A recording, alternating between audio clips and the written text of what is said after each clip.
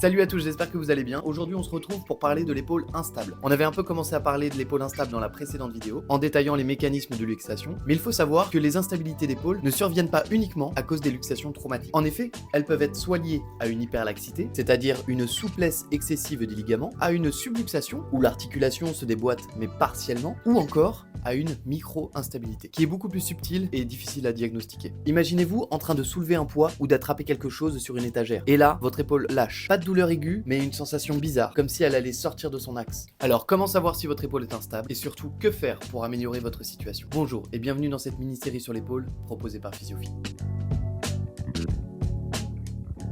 Tout d'abord, on va essayer de faire la différence entre la laxité et l'instabilité. Il est crucial de ne pas confondre l'instabilité avec la laxité, car la laxité, c'est une souplesse normale ou excessive de votre articulation. Elle est propre à chacun et n'est pas forcément pathologique. Comment mettre en évidence la laxité d'un patient? On va examiner plusieurs aspects. Tout d'abord, on va venir regarder la rotation externe. En effet, chez les hyperlaxes, on retrouve une hyperrotation externe allant jusqu'à dépasser les 100 degrés. On peut également effectuer le load and shift test. Pour effectuer ce test, on effectue une translation verticale et un tiroir antéro-postérieur. Le but est de voir si la tête humérale bouge de façon excessive. Enfin, on a le signe de gager ou gaguer, I don't know. L'objectif est de bloquer la scapula et amener le bras en abduction. Si la laxité est présente, l'abduction va alors dépasser les 90 degrés. Si ces tests sont positifs et que le patient ne ressent aucune douleur et aucune sensation de déboîtement ou de gêne, cela suggère une laxité ligamentaire. Maintenant, parlons de l'instabilité. Contrairement à la laxité, l'instabilité survient lorsque cette souplesse devient problématique. Pour savoir si votre épaule est instable, il existe plusieurs tests. Attention, si le patient arrive avec une luxation traumatique, c'est-à-dire s'il vient de se déboîter l'épaule après un gros choc au rugby, il ne sert à rien d'effectuer ces tests car on voit pertinemment que l'épaule est déboîtée. Du coup, on va éviter ces tests pour ne pas lui générer de douleur. Il existe plusieurs types d'instabilité. Les instabilités antérieures, postérieures, inférieures. Et il est impossible d'avoir d'instabilité supérieure. On va venir tester les instabilités antérieures si notre patient se plaint d'avoir des gênes en rotation externe et en abduction. On va réaliser deux tests. Le test d'appréhension ou apprehension test pour les anglais. On place le patient le bras en rotation externe. Si le patient ressent une crainte ou une appréhension lorsqu'on pousse la tête humérale vers l'avant, cela peut indiquer une instabilité antérieure. Pour le deuxième test, le relocation test, le patient va être allongé sur le dos. On va appliquer une pression pour maintenir la tête humérale en place. Si la douleur diminue sous pression, le test est positif. Concernant l'instabilité postérieure, elle est souvent retrouvée dans les sports comme la natation, où le sportif va utiliser une chaîne cinétique inversée.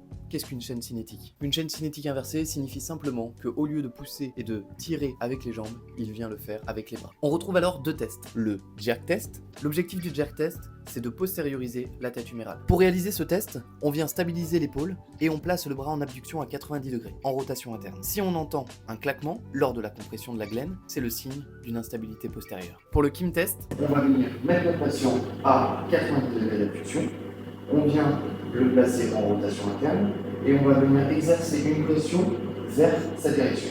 Voilà, comme ceci. Et j'emmène le bras du patient en abduction horizontale.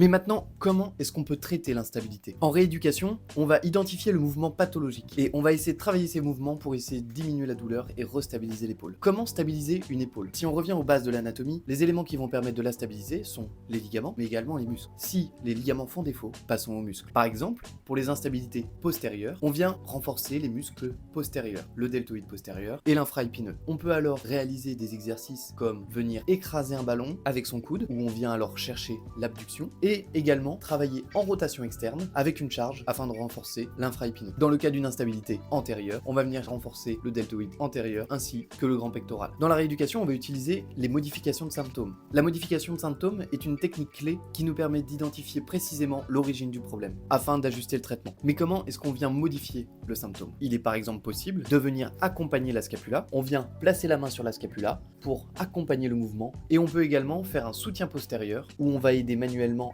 le deltoïde pendant les mouvements pour améliorer la sensation du patient. Maintenant, lorsque ses épaules sont trop instables et que la rééducation n'est pas suffisante, il est possible de passer au traitement chirurgical. La présence d'une encoche Hill-Sachs ou d'une atteinte de la glène à sa partie antérieure sont des critères d'opération. Lésion de Hill-Sachs, c'est une dépression sur la surface postéro-supérieure de la tête humérale, souvent observée après une luxation d'épaule antérieure. La présence d'une encoche Hill-Sachs ou d'une atteinte de la glène à sa partie antérieure sont des critères d'opération. 60% des gens qui ont une luxation d'épaule ne vont jamais récidiver. On parle parle d'une lésion on-track si la lésion de Hill-Sachs reste alignée avec la glène, et on parle de concept off-track quand la lésion de Hill-Sachs dépasse la surface de la glène et crée un désalignement. En 2007, Pascal Boiseau élabore le score ISIS. Il s'agit d'un score qui permet d'évaluer le risque d'instabilité. C'est un questionnaire qui interroge sur la présence d'encoche de Hill-Sachs, sur la présence d'une lésion de Bankart osseux, qui est une atteinte de la glène, qui questionne également sur l'âge du patient, ainsi que sur la pratique de la compétition, tout un tas de questions qui permettent de donner un score. Un score inférieur à 3 signifie qu'il y a possibilité de récidive de 5%, tandis qu'un score supérieur à 6 augmente ce risque à 70%. Il est indispensable d'évaluer ce score pour une prise en charge optimale. Merci à vous d'avoir regardé cette vidéo, on se retrouve la semaine prochaine pour le prochain épisode. Tu peux t'abonner.